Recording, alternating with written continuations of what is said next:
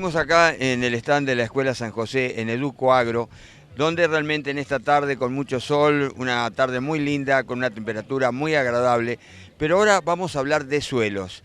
Y vamos a hablar con Francisco, que es del segundo año de la Escuela San José, que nos va a explicar un poco sobre esta calicata. Es un nombre un poco raro, pero es un pozo que se hace para poder estudiar los diferentes estratos de suelo. ¿Vos sos de segundo año? Sí. ¿Y te gusta la escuela? Sí, está muy buena, la verdad. Bueno, a ver, ¿qué me puedes decir de la calicata? No, que la calicata es para observar la tierra como es y las tres capas que tiene. Las tres capas son horizonte A, horizonte B y horizonte C. El horizonte A está en la tierra donde se planta y es donde se hace la agricultura. En el B es más arcilloso, no tanto como el C, que el C ya es casi toda arcilla. Y el horizonte cero, que es el de arriba del todo, que es el que está en contacto con la superficie terrestre, con la atmósfera sería. Claro. En el horizonte cero, u OCA, también como se dice, allí se encuentra la materia orgánica, la mayor cantidad de materia orgánica. Es un estrato de suelo que es la parte más rica. Bueno, y todo esto ustedes lo vienen aprendiendo a través de todo el año, han estudiado esta calicata. ¿Y qué otras cosas han aprendido este año? No, hemos estudiado en físico-química y biología, son las dos materias que aprendimos, lo de la calicata y lo de los suelos. Y bueno, cómo se erosiona la tierra. Ese es un tema importante, ¿eh? Sí, la erosión. La erosión. Sí, hay varios tipos de erosión que es por agua y por aire. Con agua se lava todos los nutrientes y eso, y por aire se erosiona y generalmente en las piedras se hace arena, como en las playas. Bueno, ahora vamos a cambiar de cultivo y vamos a poner el acento en el maíz. Y Rosario también, que es alumna de cuarto año, nos va a contar un poco el recorrido que hace la planta de maíz, el cultivo de maíz, hasta llegar, bueno, a los productos que consumimos habitualmente, o que consume la hacienda, porque también hay que ver que el grano de maíz es consumido también por la hacienda y los subproductos a través de alimentos especiales, tanto para cerdos como para aves. Rosario, buenas tardes, ¿cómo estás? Hola, buenas tardes, bien. Bueno, ¿cómo es el tema del maíz? Bueno, nosotros estuvimos explicando los diferentes tipos de maíz que podíamos conseguir en esta zona y llegamos a conocer uno que se llama tropical, pero es del norte. O sea, nosotros vemos los diferentes tipos de maíz, no cómo llega, cómo es el recorrido. Nosotros estamos explicando, por ejemplo, tenemos el dulce, que es el que compramos en la verdulería, que es para el del puchero. Tenemos el dentado, que el dentado y el duro o flint, que se usa para alimento de los animales. Y tenemos el pisingallo, que es el más conocido, que es el del pochoclo. Y el tropical, como les decía antes, se usa para las bebidas alcohólicas. Después los clasificamos en industriales, en procesos industriales y en comida. Y ahí hicimos en industriales, vimos que se utiliza para el etanol, que es el combustible más conocido por el aceite. Tenemos plásticos, neumáticos, cerámicos, todas esas cosas que son los de uso industrial. Y después en comida tenemos que está la comida animal, que es el duro y el dentado, y tenemos también el aceite de maíz, que es el más conocido. Y nosotros vimos también que del grano de maíz tenemos el germen es muy chiquito y adentro de ese germen podemos sacar el aceite y el maíz. Por eso el maíz es tan caro, porque para un litro de aceite se necesita mucha cantidad de maíz.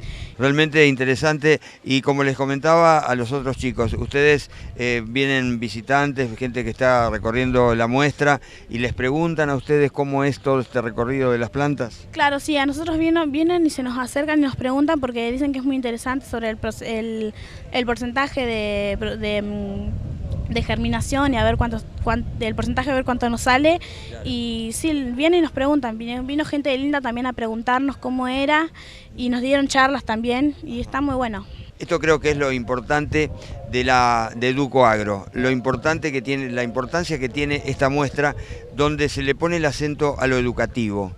Por eso entonces lo interesante es que los chicos interactúen permanentemente, los chicos de la Escuela San José, con los visitantes para explicarles las actividades del campo. Bueno, seguimos recorriendo el stand de la Escuela San José y ahora, cambiando de tema, vamos a ver algo realmente muy interesante, el recorrido de la planta de trigo, es decir, desde que se siembra, luego el espigazón, los granos y hasta dónde llega todo ese producto que lógicamente sale de la harina, de esa harina que se obtiene a través del molino. Y vamos a hablar con Francisco y con Jeremías, son alumnos de cuarto año, que son un poco los responsables de explicar todo este recorrido del cultivo de trigo. Los saludamos. ¿Cómo andas, Francisco? Bien, tranquilo, acá en la Eucuadro. Bueno, ¿qué pasa con el trigo desde que está sembrado, luego el grano, el molino? A ver, ¿qué resumen podés hacer?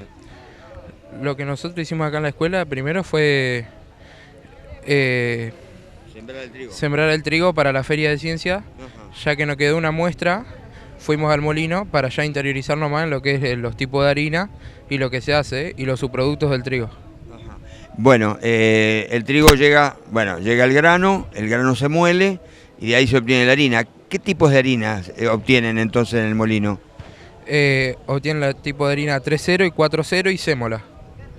El tipo de harina 3.0 contiene más gluten y el tipo de harina 4.0 menos gluten, pero en realidad se utiliza para la torta porque es como más blanca, digamos así. ¿Y algún producto para la hacienda, para comer el ganado? De los desechos del trigo, de la cáscara sale el salvado y de los desechos completos del trigo sale el pellet, que es la fibra y las proteínas de la vaca. Exactamente. Bueno, muy bien. Jeremías, bueno, ¿cómo sigue el proceso?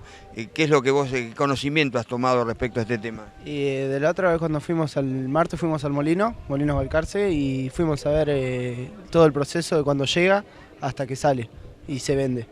Llega primero, se pesa el camión, depende de eso, va a una máquina que se llama infraneo, que se ve si el trigo es bueno, regular o malo. Depende de eso, pasa y se sacan muestras y después eso se vende. Lo malo no se vende, se deja y en lo posible se mezclan con otros trigos buenos para poder, si se puede vender, pero a menos valor. Y si no, el trigo bueno se vende a mayor valor, pero hoy en día no está muy bien el trigo y se vende muy poco, a poco valor. No tiene mucha calidad. Mucha calidad, no hay de mucha calidad. Antes era de 30, ahora está mucho más bajo, ahora hay que conformarse con un 24%, sí, y lo bueno es el 30%. Bueno, lo que está hablando Jeremías es del gluten, ¿no es cierto?